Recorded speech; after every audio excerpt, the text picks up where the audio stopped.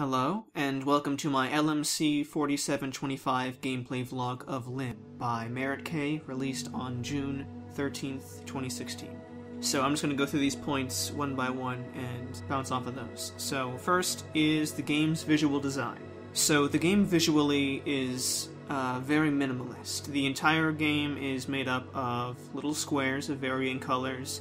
The player character, you start out as a brown square that sort of is connected with other brown squares to make up the title Lim. And from there you just travel around basically a maze, with the walls also being constructed of squares, and the enemy characters also being squares of different colors. So it's a lot of squares on a pink background, and that's pretty much it. The game's objective doesn't need a complicated art style to achieve what it wants to achieve. And so I think that's what the creator was also thinking when they created this game. And I think I was able to understand that message relatively well, even with the simple art style.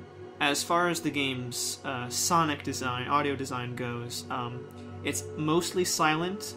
The only time sound is present is when you are trying to blend. There are basically the only controls of the game are moving and holding down Z to blend. And what blending does is it makes your square that you're controlling a different color based on its surroundings. So you sort of blend into your surroundings. Now, when you're doing so, if you're blending for a long period of time, then eventually this really sort of unsettling sound effect plays, like almost like a pixelated heartbeat is the best way I can think of to describe it. That sort of gets louder and faster as you continue to blend until eventually, even holding down the blend button, you sort of snap out of it and start flashing a bunch of different colors. I believe that's meant to make the player unsettled when they are holding it down. Once the sound gets louder and faster, you kind of instinctually want to let go of the button because you feel uncomfortable holding it down. The only other sound effects are when you are sort of attacked by the enemy squares. When you're not blending, or sometimes even if you are blending, certain squares of different colors will run towards you and attack you, and it makes a very loud and maybe even a little scary sound when it happens, if you're not expecting it. I definitely wasn't expecting it the first time it happened to me, so needless to say, I think it achieves what it wants to achieve with that. So it's again minimalist sound design. There's no music, it's just these couple of sound effects, but it does sort of get across what I think it is trying to get across, which is to make the player unsettled in situations where the creator wants the player to feel unsettled. So moving on to interaction design, we have, as I already mentioned, the controls are just moving and holding Z to blend. The game, pretty much, you don't have an objective, but because you start in one side of a maze, basically, I think the player is, they're going to go in the only direction that they can go, which is into the next room. So the sort of implicit objective is to keep going through the various rooms of this maze until you get to the end. And in order to get to the end, you'll have to blend in with your surroundings or not blend in, depending on the circumstance. Or sometimes, if you fail, you might even get kicked out of the maze because of the collision physics that I believe in class we discussed, that this seemingly unintended feature of the game might actually be an intended feature, or it could be a bug that the creator left in on purpose. So that's, as far as that goes, the only real thing you do other than moving the square is blending, and I've already sort of discussed that. So I'll move on from there because I've kind of gone over that a little bit. So narrative, there's not really a narrative. You start, the game opens up just in a playable state with the title Lim, and you can move your square around. There might be an implicit narrative if you want to sort of relate these squares of different colors to sort of the real life differences in people, whether that is sexuality or race or ideology. One could say that the narrative is you are playing as a person of a specific ideology or race or whatever, and you're trying to just make it through the world, like, you know, and you have to blend into society so that they don't think that you are, you know, different than the norm or whatever. It's about people not wanting to respect the differences in others, stuff like that. So, I mean, it's not really a narrative, not really an explicit narrative, but there is something that you could take away that might be perceived as narrative-like, I guess. So, game difficulty. So this is a little interesting because the game is both easy and difficult. It's difficult, obviously, because if you mess up, you have a chance of never being able to make it to the end of the maze or to the next room or whatever, because the other squares can be pretty aggressive if you mess up.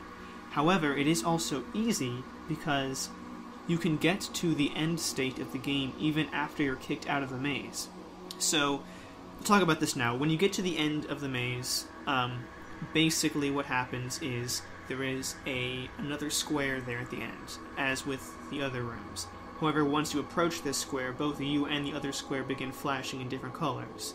Sort of I mean, you can interpret it how you want. My interpretation is that it's kind of like you're meeting someone who's also different, or, you know, someone who shares your ideology or is of your race, so they can understand the plight you're going through. That's kind of what I get from it. Anyway, so you guys flash, and then the screen goes black, and that's the end of the game. And you can do that even when you're outside the maze, because the trigger to activate that sort of cutscene, if you will, is basically just determined by your player's distance from the square, and you can be close enough to activate it even if you're outside the maze, which is another thing that may or may not be an intended or unintended feature. It's interesting, though. So, strong emotions.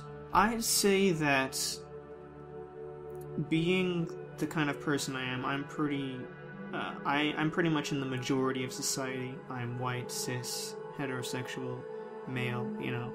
So, I'm not a person who has ever faced discrimination because of an ideology or because of my race or sexuality or what have you.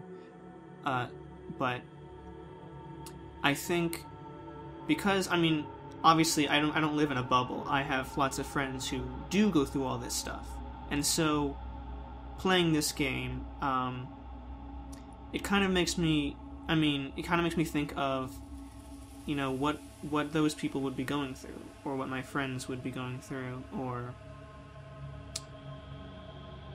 something like that. It's maybe the feeling is best summed up as empathy. I feel empathy for what the player square represents, I guess. That would probably be the strongest feeling, and it's because of sort of the symbolism in the game and how it's meant to represent, or how I assume it's meant to represent the differences in people. As far as engagement, I mean, the game is really, really short, so it's not difficult to be engaged for it in the short time that it takes to complete it, or not complete it if that's what happens. So, I think it's as engaging as it needs to be.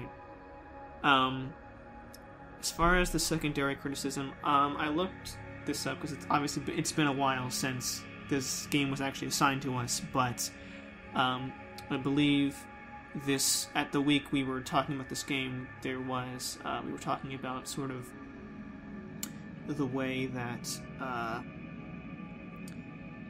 simulations exist within games, and how things in games represent other things. And so, I mean, in this case, the representations and the symbols are pretty clear, I think. I've already gone over it a little in depth, but it's both a sort of broad representation as well as whatever might personally be afflicting whoever the player is. Anyway, there's There's probably some more stuff I could say, but I don't want this to be too long, so I'll sort of cut it off here. So that's my vlog for Lim. Thank you for watching and listening, and I'll see you next time.